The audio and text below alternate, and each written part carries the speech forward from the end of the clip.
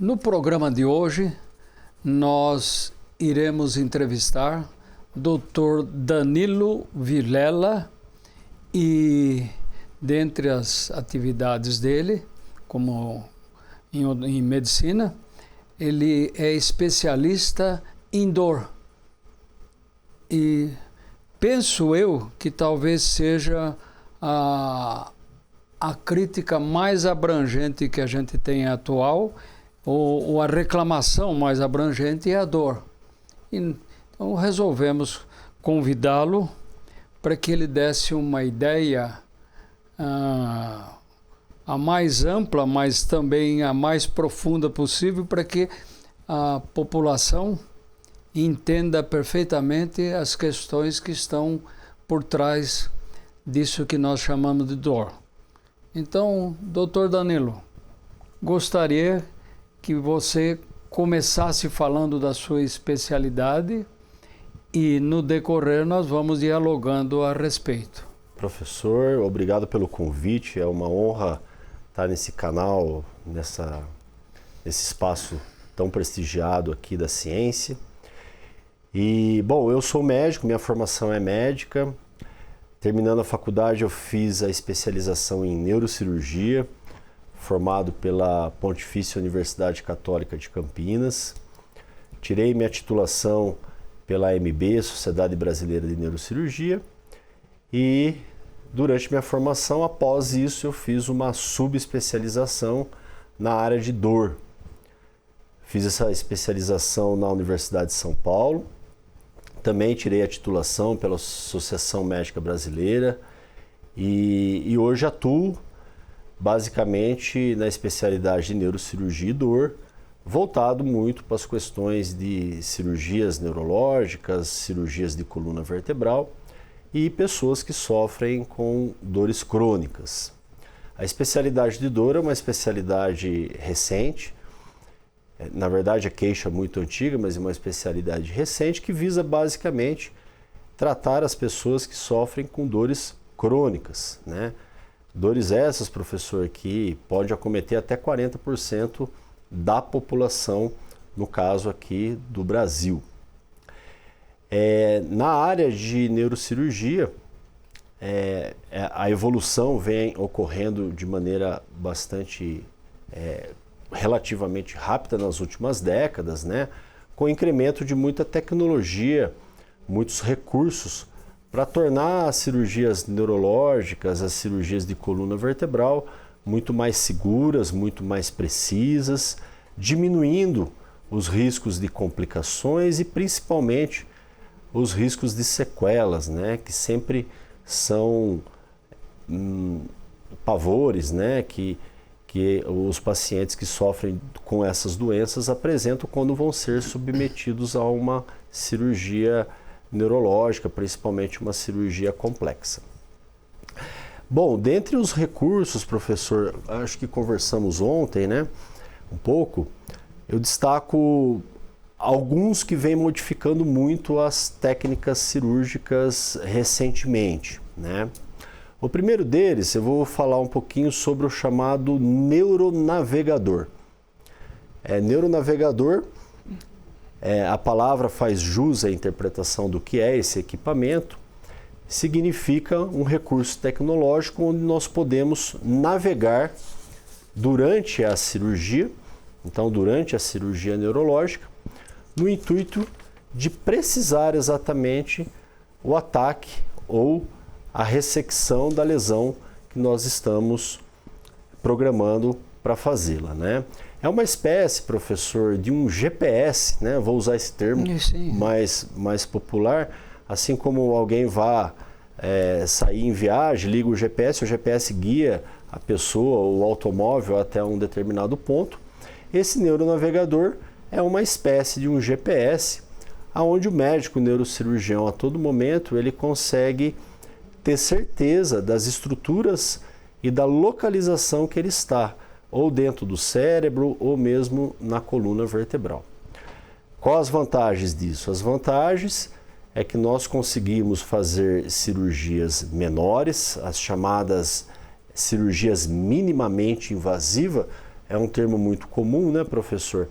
Que significa, através de abordagens pequenas, nós conseguirmos fazer cirurgias complexas, com pouca agressão ao tecido ou à estrutura que estamos operando e com a precisão.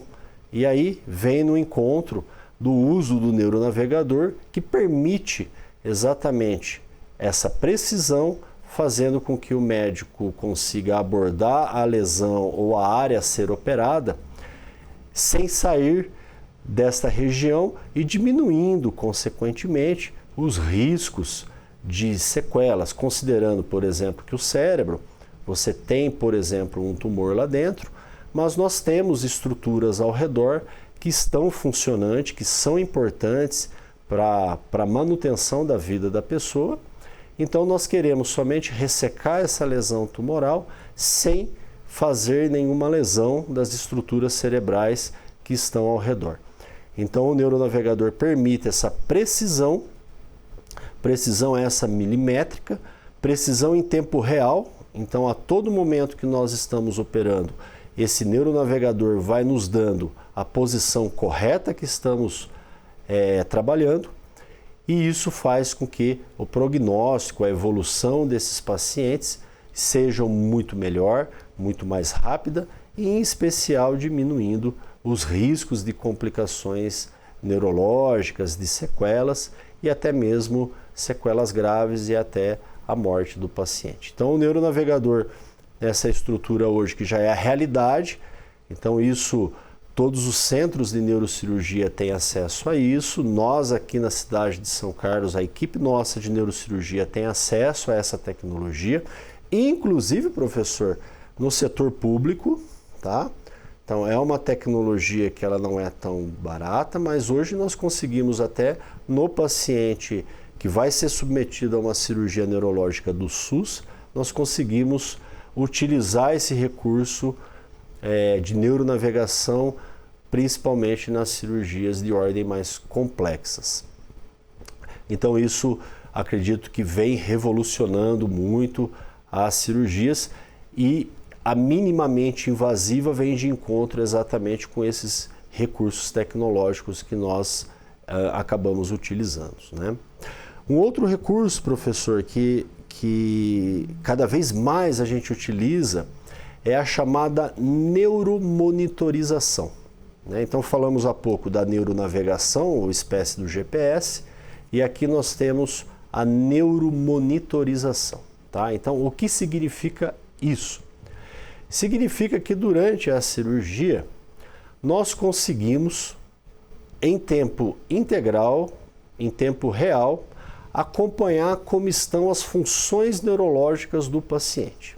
Então, por exemplo, um paciente que será submetido a uma cirurgia de coluna, onde há muito receio, né, professor? Sim. Será que doutor, será que não é possível ocorrer uma lesão numa raiz nervosa, uma lesão de um nervo, uma lesão de medula, né? Esse sempre é o receio das pessoas, e com toda razão.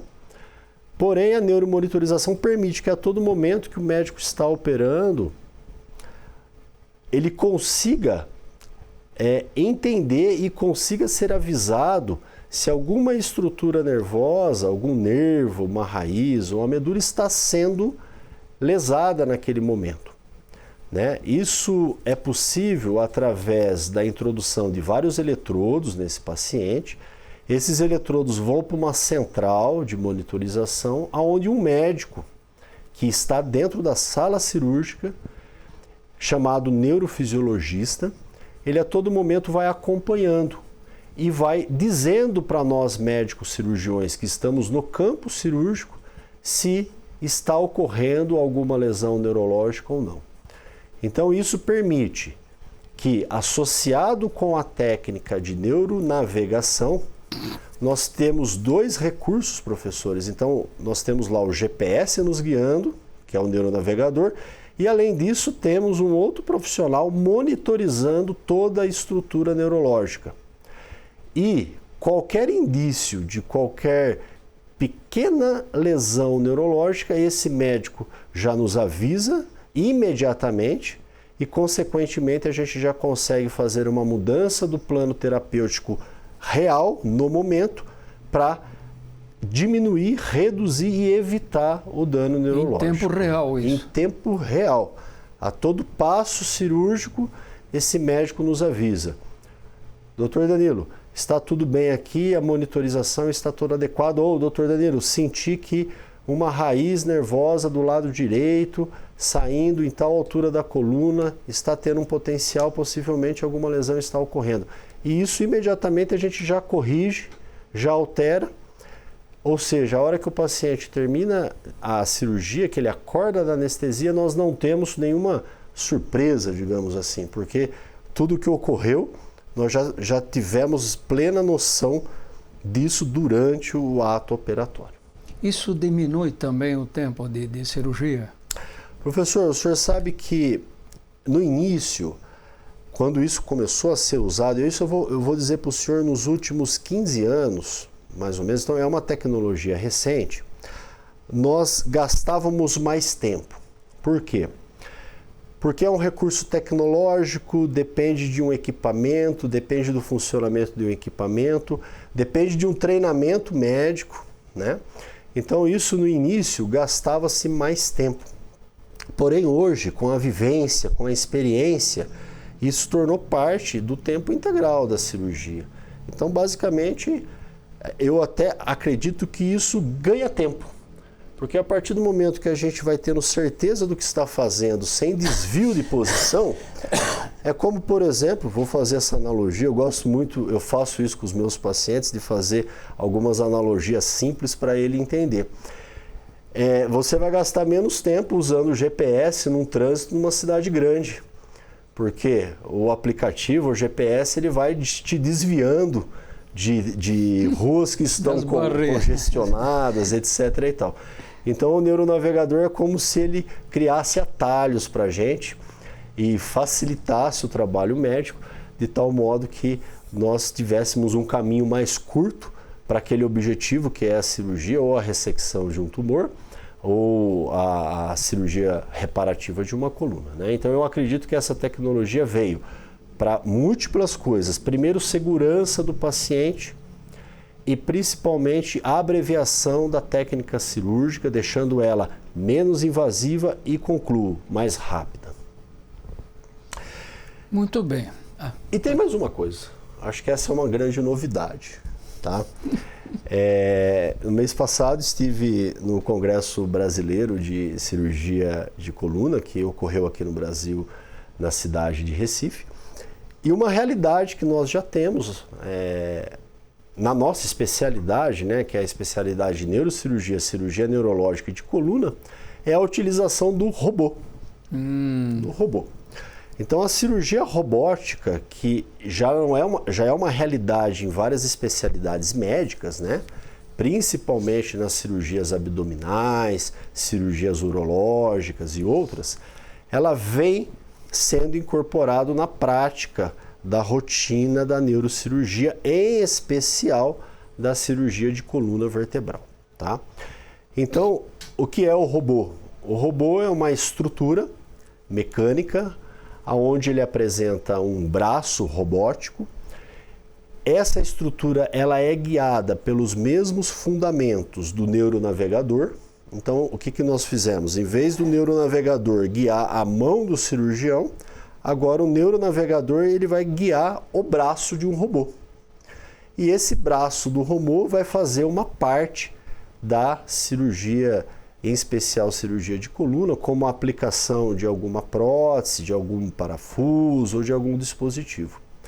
Então a realidade hoje ela é muito mais real nos países mais ricos, né? Nos Estados Unidos, até porque é uma tecnologia cara, mas no Brasil centros como São Paulo já estão começando a utilizar o robô, e eu acredito que isso nos próximos anos, nas próximas décadas, seja a realidade aí de todas as equipes de neurocirurgia. Evidentemente que isso demanda um tempo, até para baratear os equipamentos, né, professor, e a gente conseguir ter acesso, né? Porque tudo é dolarizado, tudo é muito, muito oneroso. Então, Associando as duas técnicas, nós temos aí a utilização do robô, cirurgia robótica da neurocirurgia, que ainda não é uma realidade comum aí em todos os centros de neurocirurgia do Brasil, mas já apresenta aí uma semente aí para ser expandida no futuro aí da cirurgia. Mas a neuronavegação e a neuromonitorização, eu coloco elas como uma rotina hoje, inclusive aqui numa cidade de médio porte como São Carlos, nós já temos totalmente isso disponível, onde nós conseguimos, assim como grandes centros, fazer essa cirurgia com essa tecnologia e, consequentemente, nós trazermos melhores resultados para os pacientes. E sobre o preço desses tratamentos? Porque no final da história, nós sempre estamos preocupados que essas tecnologias cheguem para o grande público. Sim. Se isso é colocado no sistema público de saúde ou não, Sim. se já chegou ou se chegará. Chegará talvez sim, mas eu gostaria de saber como que isso está atualmente. Tá. Professor, ó, eu vou dizer na região nossa, na cidade nossa, na Santa Casa de São Carlos, tá? Santa Casa de São Carlos, ele é o hospital referência, um hospital terciário, ou seja, responsável pelas cirurgias mais complexas, não só da cidade de São Carlos, como de uma região. Então nós atendemos pacientes que precisam de cirurgias complexas de cidades vizinhas, tá? Hoje, a neuromonitorização e a neuronavegação, ela já é realidade na cirurgia neurológica do paciente do SUS, na cidade de São Carlos. Isso foi possível como, professor?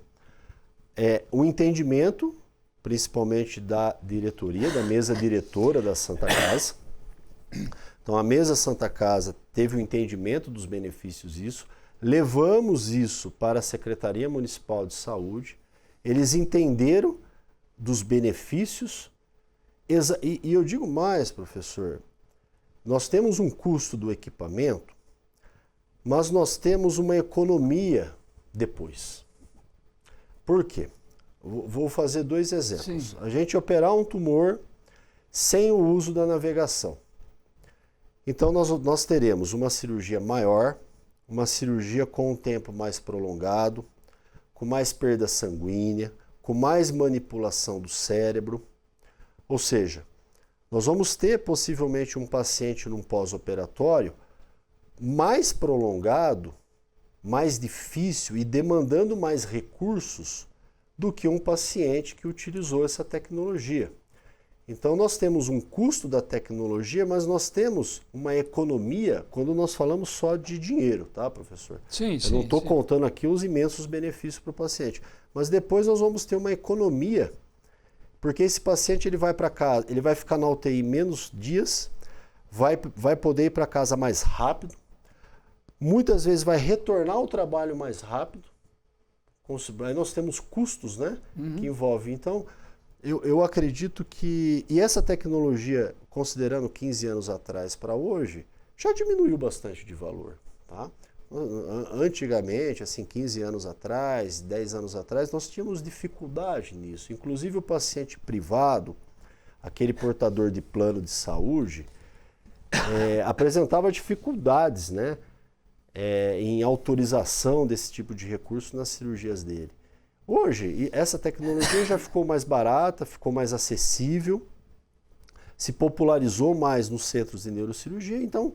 Hoje, graças a Deus, aqui na cidade de São Carlos, eu falo com propriedade porque eu trabalho na área privada e também trabalho na área pública, né, junto com a equipe de neurocirurgia, onde nós somos responsáveis aí por quase 700 mil vidas.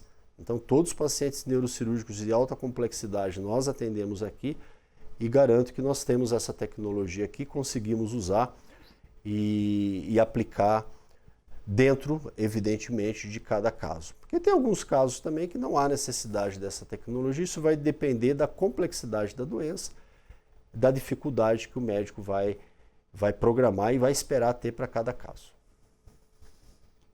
Uma coisa que, dentre as muitas, né, que a gente tem grande curiosidade, o povo tem grande curiosidade, é a questão da dor. Qualquer tipo de intervenção, não precisa ser nem cirúrgica, a gente sempre quer saber o seguinte: foi submetido a um tratamento, toma um medicamento, qual é efetivamente o efeito final e durante desse tratamento, seja cirúrgico, seja não cirúrgico. Aí também tem um avanço. Sim, sim. A área de dor, professor, assim, então lembremos, eu fiz a especialidade em neurocirurgia e depois eu fui me especializar, eu fiz mais 3 anos quase de treinamento na Universidade de São Paulo em dor, tá? Então, falando de dor, né? Então existe um médico de dor, um especialista em dor. E por que isso, né? Bom, vamos lá. A dor, ela é um sintoma extremamente comum nas pessoas.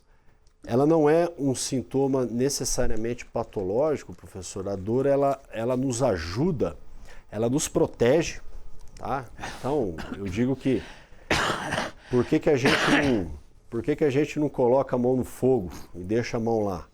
Porque a gente tem a percepção que se a gente fizer isso, a gente vai sentir dor, né? E automaticamente quando a gente faz isso, involuntariamente a gente tira a mão do fogo. Então a dor nos protege. Se nós não tivéssemos o sistema de dor no nosso corpo, nós não viveríamos tanto. Inclusive vou contar uma curiosidade, existem algumas síndromes genéticas onde pessoas nascem sem esse sistema de dor. A pessoa não sente dor. Então isso é uma condição genética rara, mas essas pessoas vivem pouco.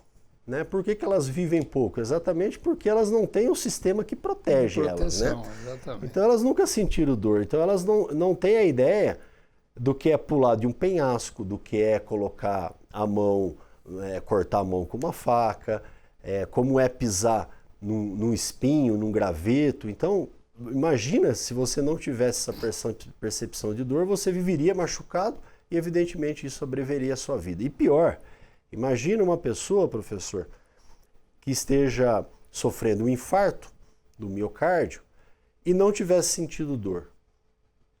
Então, ela não vai procurar o médico e sem tratamento do infarto, possivelmente vai levar a óbito ela. Então, eu digo que a dor, ela serve para nos avisar, algo está errado, eu preciso procurar o médico. Tá? Ela faz parte do sistema, na verdade. Parte do sistema.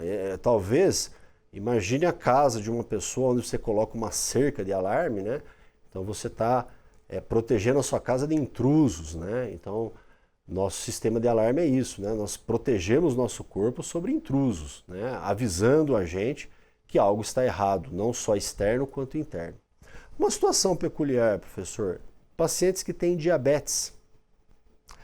Pessoas que têm diabetes, eles vão sofrendo lesões neurológicas e eles vão perdendo a capacidade de sentir algumas dores.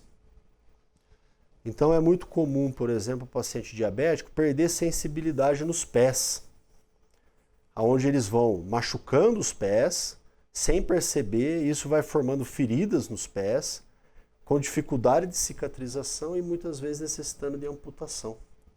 Um paciente diabético ele pode infartar e não sentir dor.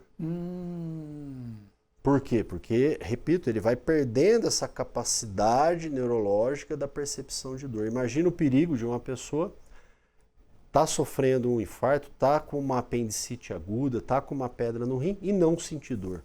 Ela não vai procurar o médico e aquilo vai causar complicações graves para a vida dela. Então, assim, dor não é todo mal. Quando eu falo de dor, as pessoas já fazem careta, né? Falam, nossa, isso aqui é horrível, ninguém quer sentir dor. Obviamente, mas dor é importante, tá? Bom, da onde que entra o médico de dor? O médico de dor, ele age principalmente nas chamadas dores crônicas. Então eu vou dividir em 2 momentos aqui, a dor aguda e a dor crônica. O que é dor aguda, professor? Eu vou sair daqui agora, nesse degrau aqui eu torço meu pé. Eu tenho uma dor aguda, torci o pé, né? Fez uma lesão no tendão ou mesmo quebrei o pé, que seja. O que vai acontecer? Eu vou ter uma dor, vou lá na emergência, vão radiografar meu pé, vão ver que eu tive uma pequena fratura no pé, vão engessar o meu pé, vão me dar remédio, eu vou ficar com gesso. Depois de algumas semanas, o osso vai cicatrizar, meu pé vai sarar, eu tirei o gesso, vou reabilitar com fisioterapia, acabou o meu problema.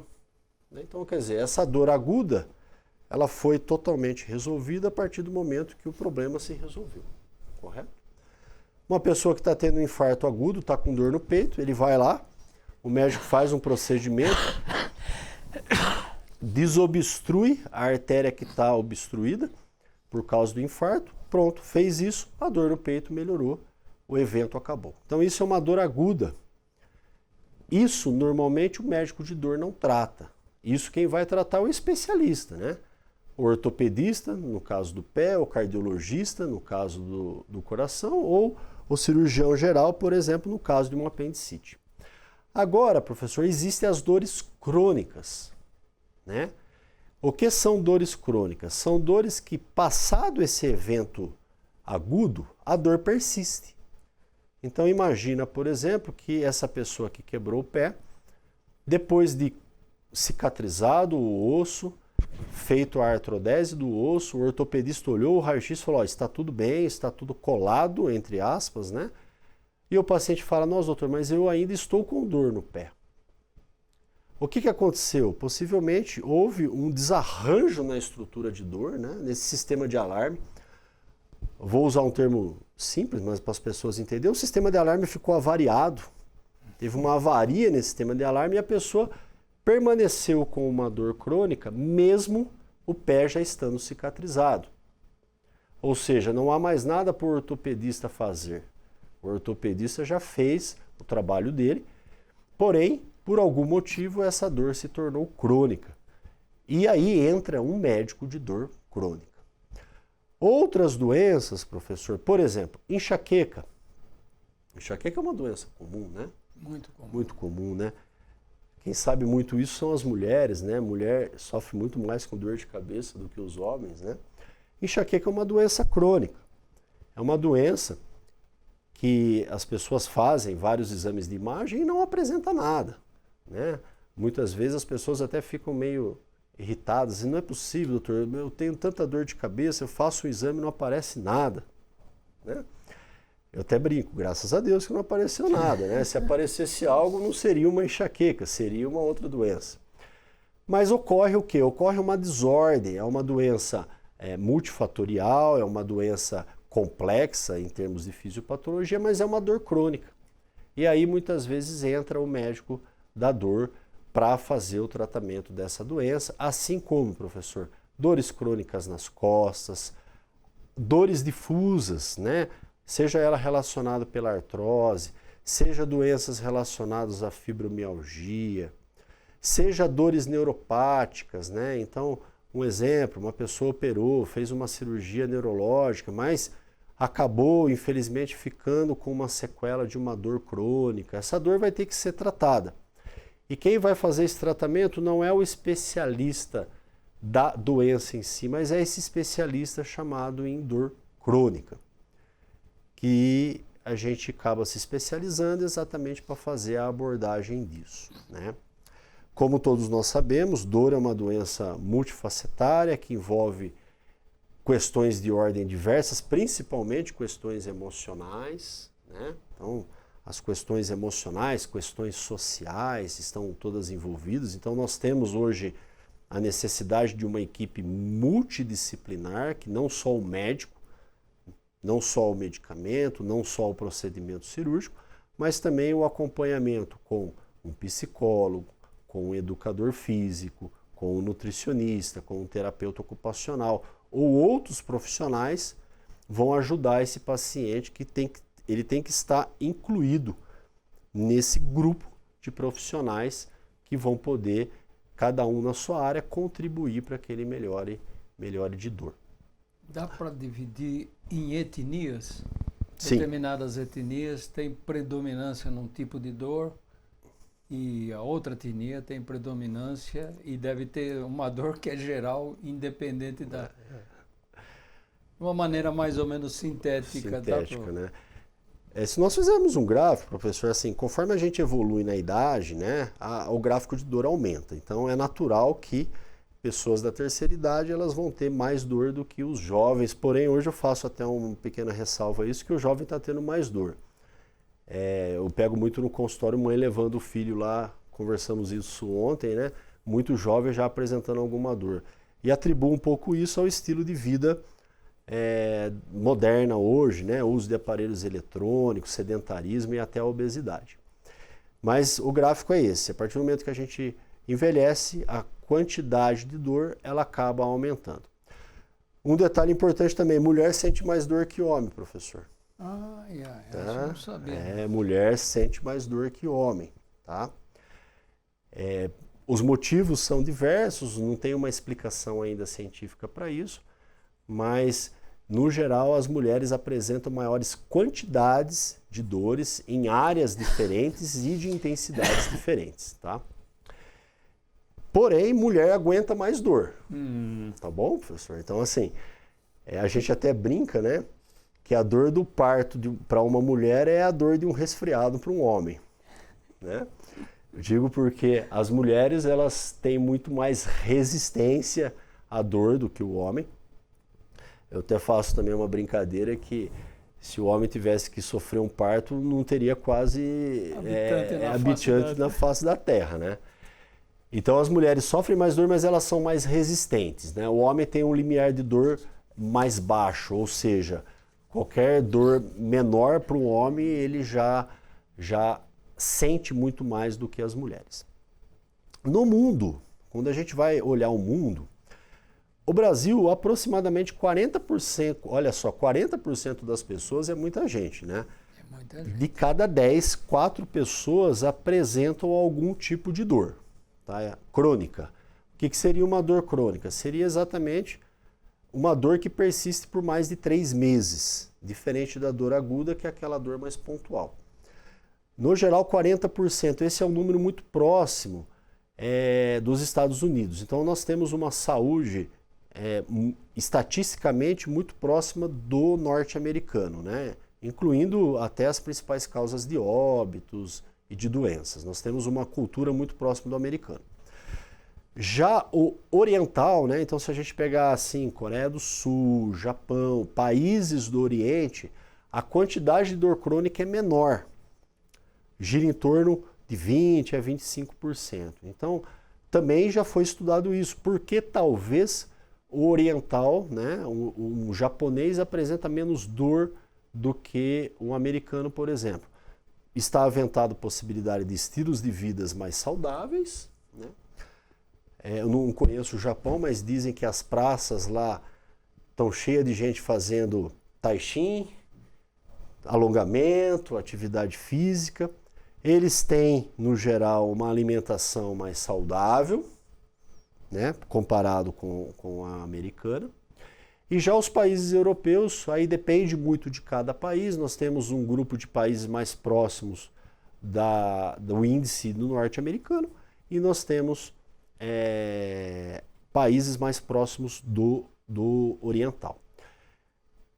Qual dor é mais comum? Tá? A dor mais comum do planeta, o senhor sabe qual é, professor? Vou fazer uma pergunta para o senhor agora. Vou virar de... Eu vou trocar aqui, vou virar de... entrevistador. O senhor sabe qual que é a dor mais comum do ser humano? Eu imaginaria dor de cabeça. É a dor de dente. Esqueci da É a dor de dente, né? Mas o senhor tem razão. A dor de dente é uma dor mais aguda, né? Mas ela é a dor mais comum, né? Do planeta, né? Das pessoas. Ela é democrática. Democrática, essa não tem jeito. Mas a dor de cabeça é uma das dores crônicas mais comuns, junto com a dor lombar, a dor nas costas, né? E, inclusive, a principal causa de afastamento do trabalho, então, o que faz as pessoas perderem dias trabalhados são essas duas modalidades de dor de cabeça e dor lombar. Inclusive, os Estados Unidos, eles conseguem calcular o prejuízo que uma dor de cabeça causa na população. Porque se você considerar que um funcionário, né, deixa de ir trabalhar, além do prejuízo emocional, né, físico para aquela pessoa que está apresentando dor, ela é um prejuízo econômico, porque ela vai causar um prejuízo para a empresa ou para o governo. Isso gira na casa de bilhões de dólares. Bilhões de dólares. Tanto que os Estados Unidos é um dos países pioneiros nos estudos e nos tratamentos das dores crônicas. E por que isso? Porque envolve dinheiro, né? Não só questão de saúde, evidentemente, mas envolve dinheiro, envolve custo, né? Dos 10 medicamentos mais vendidos, o senhor sabe? Novamente, eu vou ser o entrevistador aqui, professor. Quais são dos 10... O senhor tem ideia quais são os 10 remédios mais vendidos numa farmácia? Não. Se a gente pegar o ranking assim, né? Sim. Imagina que o senhor vai ser um empresário, vai produzir medicamento, né? Sim. Então aí a minha pergunta, o senhor vai produzir um remédio para uma doença rara ou um remédio para uma doença comum? Ah, para uma doença comum. Tranquilo. Né? Porque a doença rara... Ela é mais democrática. A doença rara o senhor vai vender para poucos, sim, né? Sim. A doença comum para muitos.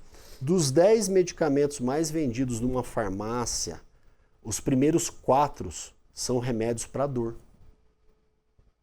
Tanto que você que está me ouvindo aqui, se você parar para lembrar, você vai ver os comerciais na televisão, que você não tem comercial de medicamento para remédio de pressão, para remédio de diabetes. Você tem propagandas em horários nobres na televisão de medicamentos para dor. Né? Novo remédio para enxaqueca, novo remédio para dor nas costas, novo remédio para dor muscular. Por quê? Porque a indústria ela foca exatamente na área mais comum, né? Nós temos aí uma quantidade de pessoas com dor crônica muito grande e muitas vezes são remédios que não precisam de receita, né? Ela vê na televisão, anota lá, vai na farmácia, chega lá e compra. Né? Isso pela legislação brasileira, que eu tenho algumas ressalvas. Eu acho que nós deveríamos proteger um pouco isso, porque esses remédios podem causar problemas na pessoa, principalmente no uso indevido. Né? Então, dores de cabeça, dores na região lombar. Destaco hoje dores oncológicas, né, professor? Por quê? Porque as pessoas, o paciente que tem câncer hoje, ele está vivendo mais. Os tratamentos quimioterápicos, os tratamentos cirúrgicos para o câncer evoluíram muito. Só que essas pessoas sofrem com mais dor também. Então hoje as dores oncológicas, dor do paciente oncológica tem se tornado um problema, não só para a parte médica, mas para aquele pessoa que está enfrentando aí a jornada aí de um tratamento para o câncer. Né? E aí, todo mundo está ouvindo aqui, professor, e todo mundo está na expectativa se esse médico vai me falar o nome de algum remédio para acabar com a minha dor de cabeça. Está todo mundo esperando isso, né? Porque toda vez que eu vou falar, dar uma entrevista, fazer uma palestra, todo mundo me manda uma mensagem, mas você não falou nenhum remédio, nenhuma dica, nenhuma coisa, né? Tá. Pois é, nós temos aí grupos de remédios usados para isso, né? Mas hoje nós temos o entendimento da dor de uma maneira multifacetária. Não adianta a pessoa que sofre com dor crônica, professor, imaginar que ela vai tomar um remédio, sentar no sofá e o problema dela está resolvido, né? Quando nós falamos, por exemplo, de dores de cabeça, que são dores crônicas, as enxaquecas, nós temos muitas medidas comportamentais que auxiliam muito no tratamento dessa dor. Não só o uso de medicamento ou tecnologias cirúrgicas, mas mudança nos hábitos de vida, melhora nos padrões alimentares, prática rotineira de atividade física e eu destaco um muito importante, controle dos fatores emocionais. Está todo mundo estressado, professor? Isso é verdade. Né? Que enxaqueca que melhora numa mulher estressada, numa pessoa que está enfrentando problemas no trabalho, ambiente de trabalho hostil, tensão, problemas na família. Então, a questão emocional hoje, eu coloco ela numa região central para que a gente possa trazer esse paciente, fazer ele entender a importância disso, né? Porque sem esse entendimento mais amplo, qualquer tipo de tratamento de dor vai se tornar obsoleto. Tá? As mulheres, por exemplo, que são um público muito comum, elas sofrem com mais dores, né? A associação de dor crônica com ansiedade, o senhor sabe quantos por cento que é? 90%. Nossa. Então, se eu pegar todos os pacientes que têm dor crônica e fizer uma análise clínica, 90% deles têm critério para ansiedade, 90%, e quase 80% para depressão. Aí todo mundo fala, mas eu sou ansioso ou eu estou ansioso e depressivo porque eu tenho dor.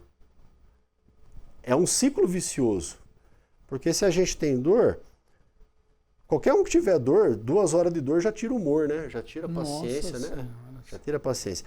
Então a dor piora o emocional e o emocional piora a dor, né? Então é um ciclo vicioso onde uma coisa puxa a outra. O que nós temos que fazer num tratamento mais amplo é tentar fragmentar esse ciclo, fazer com que ele gire ao contrário, né? Isso não é tão simples, isso nós precisamos englobar o paciente nesse entendimento mais global, para que ele possa também fazer parte desse plano terapêutico. O paciente aqui ele tem que ser ativo, professor, não passivo. O paciente não dá para sentar na nossa frente e falar assim, estou te entregando um problema, você me entrega uma solução. Nós vamos entregar basicamente para ele uma solução e uma consultoria de coisas que ele vai ter que fazer a gestão no dia a dia, né? Então eu acho que isso é muito importante. Eu até conversei com o senhor, pretendo muito em breve estar conseguindo publicar um livro onde eu foco muito mais não no comprimido, não no remédio, não na cirurgia, não isso, mas mais em todas as medidas comportamentais aonde a pessoa pode se alimentar melhor, praticar o exercício, melhorar o mindset, reduzir os padrões emocionais que agravam a dor, ansiedade e depressão e dormir melhor. Essa é uma outra questão seríssima. Às vezes eu estou com um paciente, eu falo para ele, olha, a primeira coisa, eu não vou dar remédio para dor não, a gente vai começar a melhorar o seu sono. Trabalhos científicos múltiplos, se nós colocarmos lá no PubMed e fizer uma pesquisa, a relação entre sono e dor crônica. Então não tem como ninguém melhorar da dor se está dormindo mal. Então nós vamos ter que fazer uma melhoria isso. Então eu não quero tomar remédio para dormir, mas quem falou em remédio para dormir? Às vezes não é por aí. Nós temos outras inúmeras, centenas de outras medidas que a gente vai poder fazer para que a pessoa consiga uma melhora na qualidade do sono e, consequentemente, uma melhora na qualidade de dor, né? Eu gostaria que você focasse um pouquinho mais agora sobre a importância da atividade física. A televisão até fala, as escolas também falam, mas do meu ponto de vista não faz primeiro uma educação efetiva na importância dessa atividade, que ela pode ser bastante geral. Mas mais do que eu tenho certeza que nós deveríamos interferir no sentido positivo, evidentemente, sobre a importância da atividade física.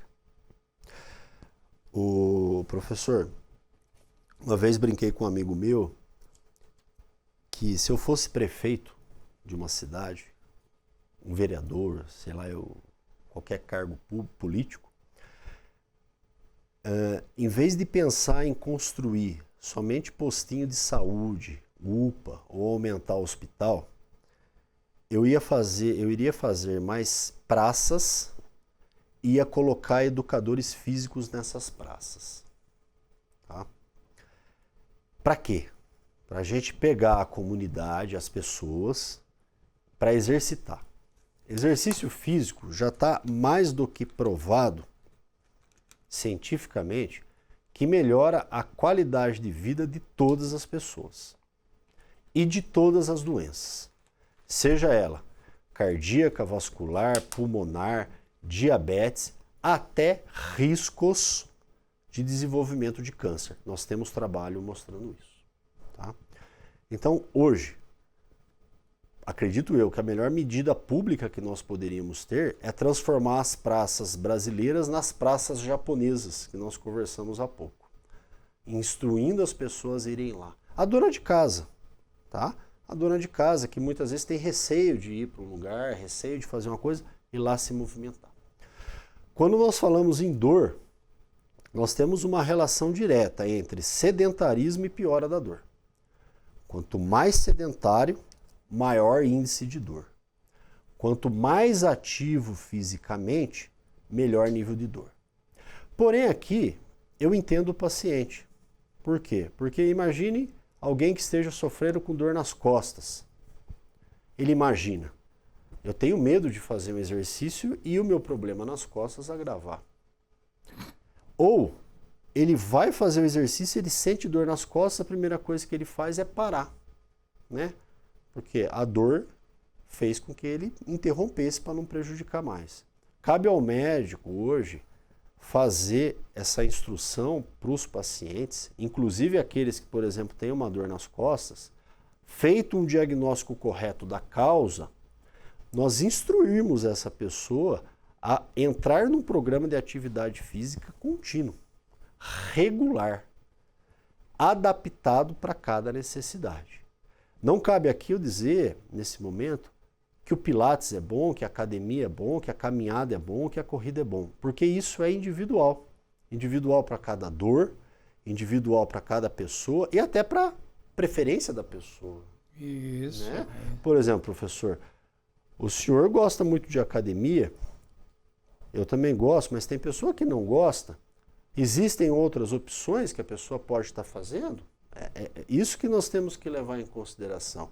O médico também aqui não pode fazer uma colocação absoluta como se fosse uma receita de uma atividade física. Nós temos que ouvir o paciente e ver a tendência dele. Uma pessoa pode não gostar de caminhar, pode não gostar de uma academia, mas pode gostar de dançar. Isso. Poderia citar inúmeros trabalhos que mostram os benefícios da dança para a dor crônica. Não é o tema, professor, mas quem pratica exercício faz com que o músculo produza uma substância chamada irisina. Já ouviu falar da irisina? Não. Tá. Essa eu não tinha ouvido falar. Irisina é uma substância produzida no músculo durante o exercício. Essa substância ela age no cérebro, reduzindo o risco do envelhecimento cerebral, reduzindo o risco da doença de Alzheimer. As pessoas vão no consultório assim, doutor, eu estou ficando esquecido, eu tenho muito medo, meu avô teve Alzheimer, pelo amor de Deus, me dá um comprimido, me dá uma vitamina, me dá alguma coisa que eu não quero ter Alzheimer. Aí eu, com muita honestidade com a pessoa, vou te dar. Começa a praticar exercício físico, entre outras coisas. Né? Então, olha para a gente ver o benefício. Sim, né? sim. O meu professor que eu tive, o do professor Manuel Jacobs, professor titular de neurocirurgia da Universidade de São Paulo, ele sempre falava duas coisas para a gente em pacientes com dor crônica. Mantenha essa pessoa ativa, seja física ou mentalmente. Fisicamente, eu lembro dele falando assim para uma paciente, a paciente dizendo para ele, doutor, mas eu não consigo caminhar, eu começo a caminhar, eu tenho dor, por isso que eu não caminho. E ele disse assim para a paciente, amanhã a senhora começa dando meio passo. Meio passo. O meio passo dele não foi exatamente, foi uma brincadeira que fez com o paciente, mas comece.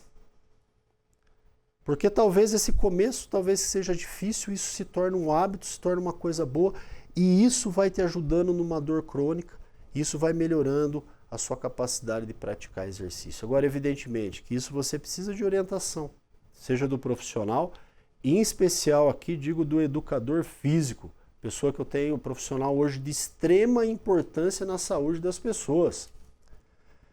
Não só educador físico, psicólogo, professor. São duas pessoas, são dois profissionais importantíssimos na saúde das pessoas e as pessoas muitas vezes não entendem a importância disso, né? Eu falo para os pacientes, procura um segmento psicológico, a pessoa fala, para quê, doutor? Para falar com alguém eu falo com a minha vizinha. né? Então as pessoas têm uma ideia errada do profissional, né? O educador físico é aquela pessoa formada, com faculdade, com conhecimento, que vai poder te instruir na melhor modo de você executar o exercício, você executar de maneira correta. Porque às vezes você até está tentando fazer o exercício, mas está fazendo de maneira incorreta. Então, esses profissionais, eles têm que estar disponíveis, professor, na rede pública. Acabei de brincar, nós fazermos mais praças e contratar educador físico. Talvez a classe média a médica vai até brigar comigo, talvez cada educador físico que você contrate, em 10 anos você pode não contratar mais médicos. Ou você pode, em vez de precisar abrir mais unidade básica de saúde, posto de saúde, você vai poder fechar. Exatamente. Porque as pessoas vão precisar menos, né? Então eu digo que a atividade física hoje, e eu vou falar aqui um número assustador, nós temos quase 70% das pessoas sedentárias. Muita coisa, né, professor? É muita coisa, muita coisa. O país não neva, o país não tem furacão, o país é um país tropical, né? 70% das pessoas sedentárias. E esse número mais aproximado também de pessoas com sobrepeso e obesidade. Então, quer dizer, nós estamos cultuando aí pessoas que vão ter a qualidade de vida ruim e sofrer com doenças.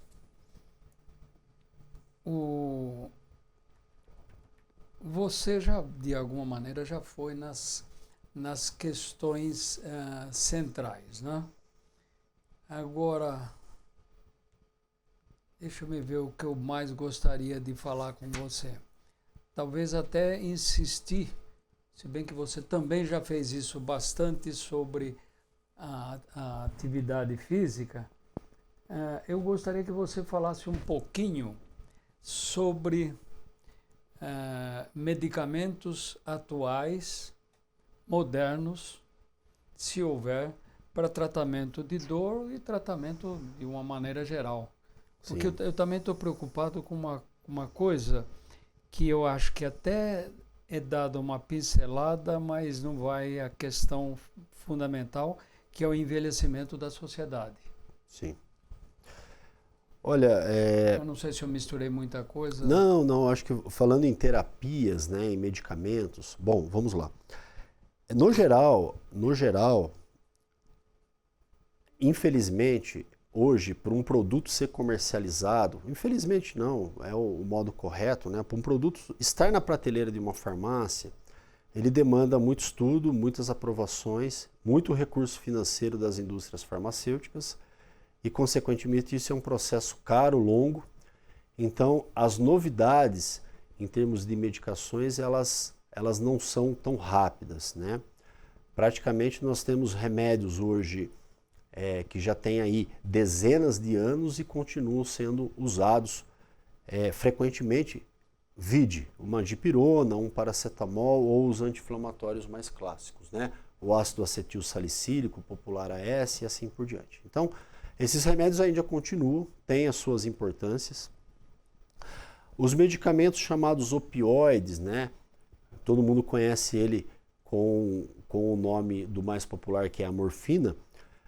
Nós temos hoje já subclasses de medicamentos opioides mais sintéticos, talvez com menos efeitos colaterais, combinados com outras medicações, para dores mais fortes, para dores mais intensas. Porém, eu acredito o que vem evoluindo mais na medicina, que eu acredito que isso é o futuro da medicina, é a chamada medicina regenerativa, também chamada medicina molecular. Tá? Então, para as pessoas que estão ouvindo entender. Imagine que os tecidos degeneram, né? O osso desgasta, os órgãos envelhecem, os tecidos envelhecem, ou seja, eles degeneram. Ocorre um processo degenerativo celular, tecidual e do próprio órgão. O caminho que nós temos hoje é olhar para uma terapia de regeneração dessas estruturas que foram degeneradas. Então, a medicina regenerativa, professor, no meu entendimento, ela vai tomar conta nas próximas décadas e nos próximos séculos. Talvez não estejamos aqui para vivenciar isso, porque, repito, isso não é um processo rápido, mas é uma visualização do futuro, aonde o medicamento hoje não vai ser para cuidar do sintoma, no caso da dor, de um anti-inflamatório, de um analgésico, mas é para a gente modificar a disfunção molecular, a disfunção genética, a disfunção da célula, regenerar essa célula para que ela volte a funcionar normalmente e, consequentemente, os sintomas melhorem. Eu faço aqui um ingresso, por exemplo, na parte da oncologia de câncer, né? Hoje, a tecnologia vem evoluindo cada vez mais, onde nós temos medicamentos como se fossem mísseis guiados, praticamente para atingir somente o alvo do tumor. Exatamente evitando que esses medicamentos prejudiquem ou atinjam tecidos que não estão doentes. Então, essa medicina mais precisa, uma medicina mais regenerativa, mais celular, ela vai dominar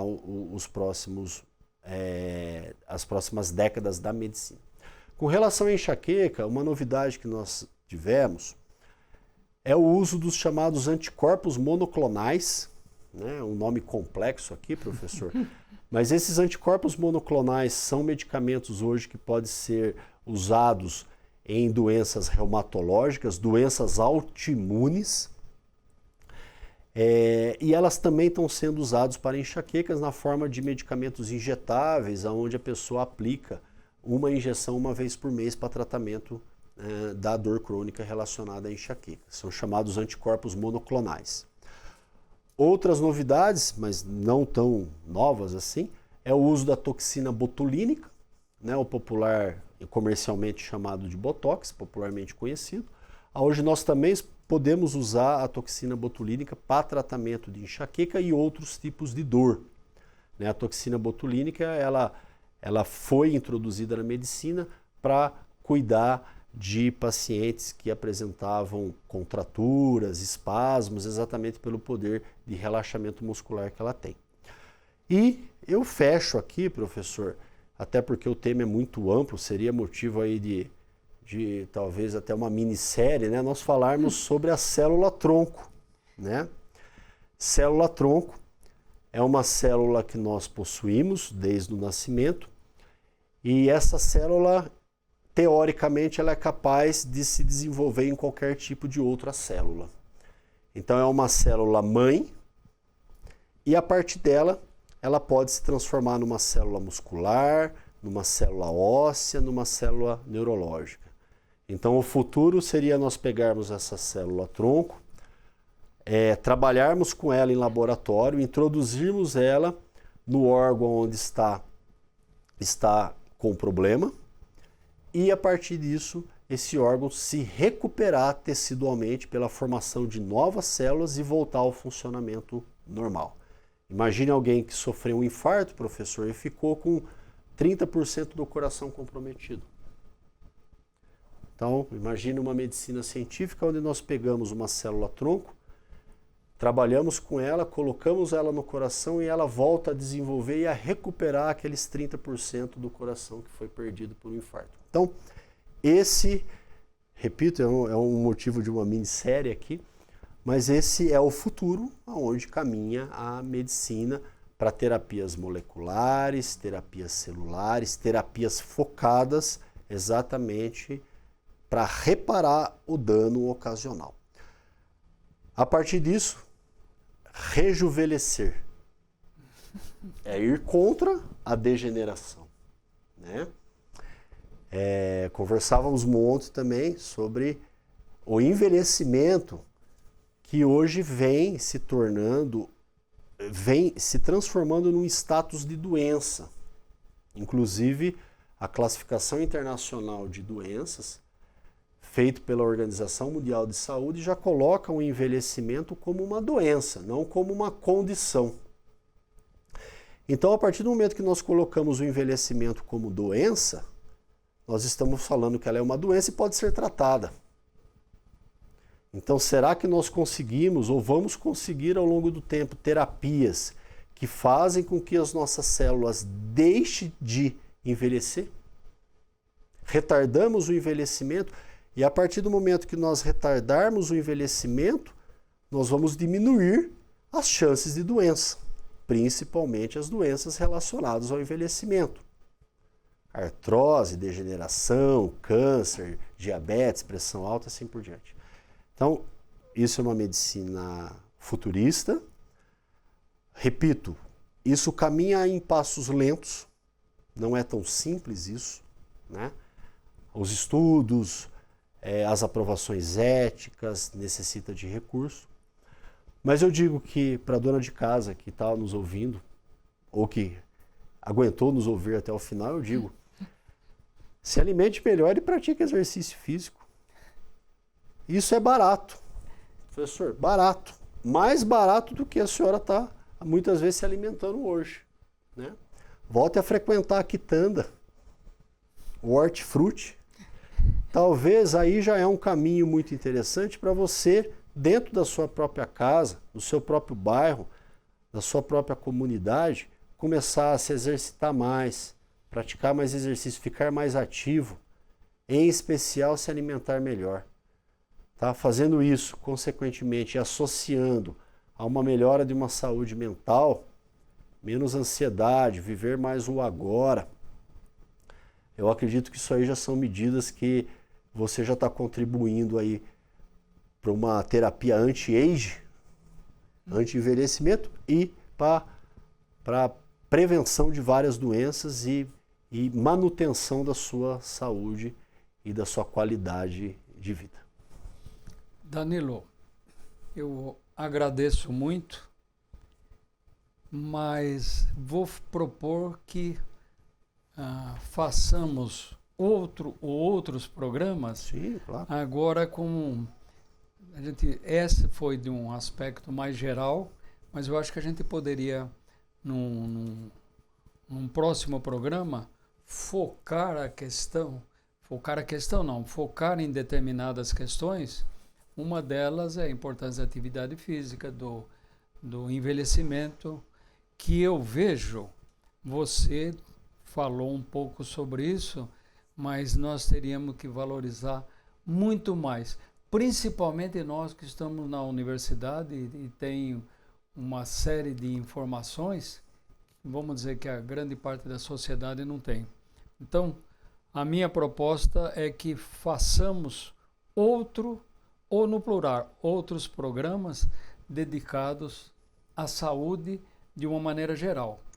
Claro que em cada programa a gente vai ficar mais ou menos claro o que é que iremos tratar. Tá bem? Muito obrigado, então. E por hoje finalizamos.